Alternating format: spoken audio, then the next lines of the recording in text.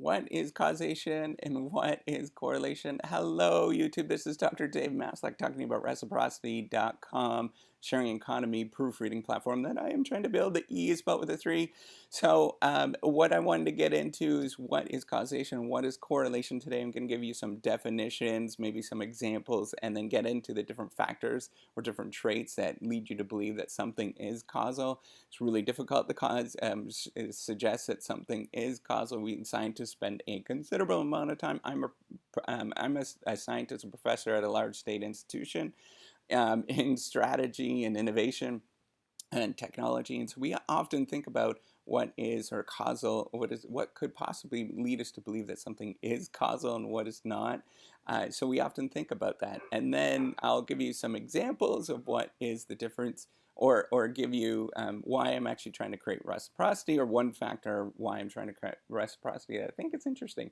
There's also some videos that you should probably watch that you might be interested in that are related to this. This is part of a series I do about nerding out on Wednesdays, and I did a whole series on the different things I'm going to talk about today, and they all link together. I put them in the show notes. So what is correlation? Correlation just simply means that two or more things happen at the same time, or they don't happen at the same time, right? So A happens and B happens at the same time. My wife and I get up at the same time.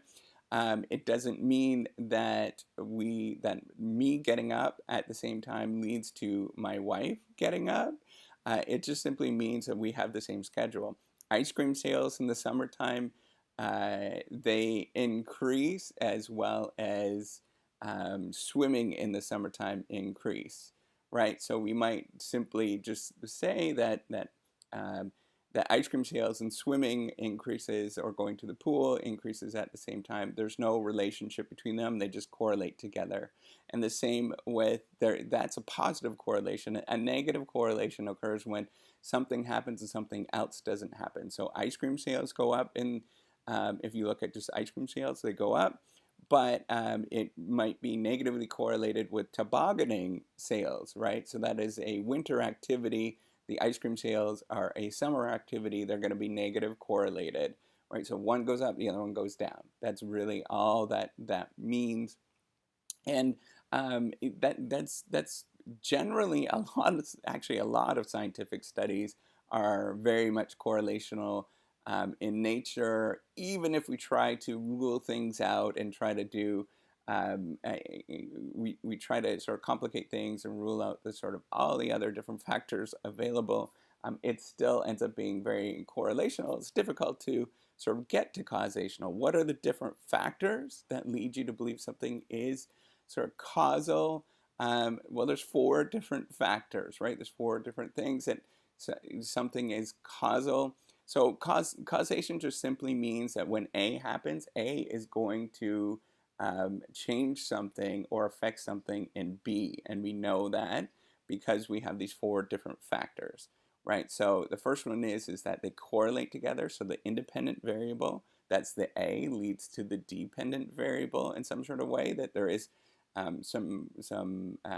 if A goes up, right? If ice cream sales go up, then or actually, a better example is if it gets hot in the summertime, ice cream sales go up. They correlate together, right? And then that the independent variable has to precede the dependent variable.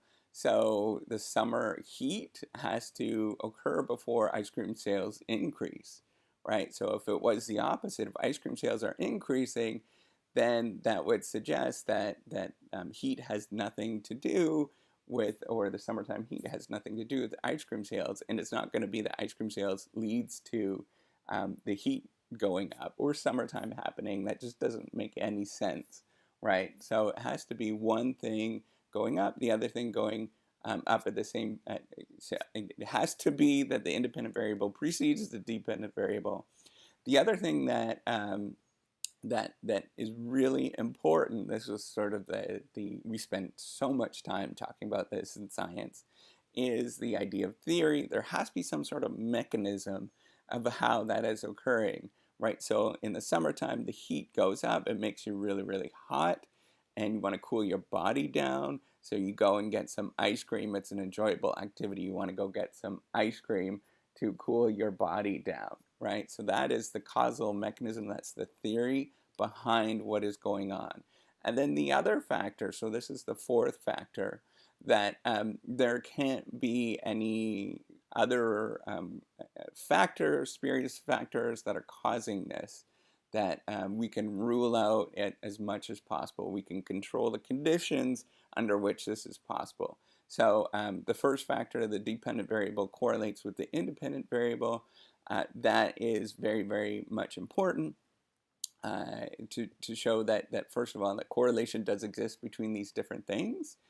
And the second thing is that the independent variable precedes the dependent variable. And I talk about that in a video about timing in science, if you want to check that out below. Then the other one is that the factors are related through theory somehow, and I talk about that in another video. And then finally, that there is no other factors available that you can sort of go through that and explain this relationship. And I talk about that in another video about controls, if you want to look that up as well. The last factor, that there's no other spurious relationship, you've controlled for all the conditions there, that's really difficult to do, and that's typically where we get tripped up in science. We try to do things as much as possible with fancy analysis to rule out the different factors, to control it. If you're running an experiment, you control all the different factors as much as possible by having all identical conditions, but there's always something that might lead you to believe that there's another relationship there that you can't possibly rule out. And when that happens, it's called a threat to validity of your experimental conditions or of your research design. And maybe I'll talk about that in future videos, I'm not sure. But that's what ends up happening. You just can't simply rule out all these explanations. What you do in those cases, you just put that into a limitation section, and those limitations will add to the paper that you're developing, because those limitations become the future research directions for other people to explore and to tease apart, right? So what I wanted to, and the other thing I wanted to point out, that I was not the person who thought of this at all. This is really old stuff. David Hume talked about this from hundreds and hundreds of years ago, that we're sort of thinking about this logic of correlation versus causation. And it's really important to science, very, very important to science. So I was going to mention what I was doing with the reciprocity project, that I'm building this platform. And the reason is, in much of the organizational sciences, we do very much correlational studies. There's two ways that we do that. The first one is we do a lot of surveys of managers and executives. The other way that we do that is we look at sort of archival data, understand how firms work. And that's really, those two things, even though you might see sort of relationships together, and we try to do everything under the world to rule out the possibility that there's other relationships, it's really difficult to show, unless the only way that you can have a better understanding of these relationships is through experimentation, because you're doing randomization of the treatment across the different the control condition versus the treatment condition. And what that does, because you are manipulating, quote unquote, manipulating the treatment, then you can rule out a lot of different factors, and you can rule out so many other different explanations that you can't possibly do unless you do that. So what I'm doing with reciprocity is I have a platform where people can do proofreading and stuff like that. But in the back end, what I'm going to be doing is hopefully, and I've done a small series of experiments already, is doing some experiments using A/B testing, which is readily done. It's done hundreds of thousands of times in the software industry already, every single day, where they're doing these small experiments. And what I'm trying to do is actually get to be able to do that, so that you can go, not only I can help people, by having this proofreading platform available and help graduate students. You can look at other videos about that, but as well as improve science and improve our understanding of the organizations, of how organizations actually work. There's so many different things that we can explore with this and get some more concrete answers to how organizations would work.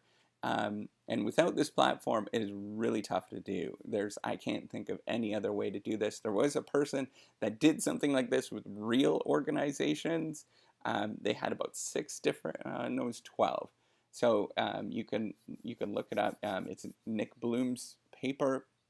And it's a 2003 paper about, and sorry, I'm going to nerd out for scientists out there, that they looked at, they just sort of did manipulations on a series, I think it was about 12 different firms, and it cost millions of dollars to do, which is really expensive and almost impossible to do for most people in most institutions. So this is one way we can actually, building the reciprocity platform is one way we can actually get in to do some of these really cool things that we couldn't possibly do before.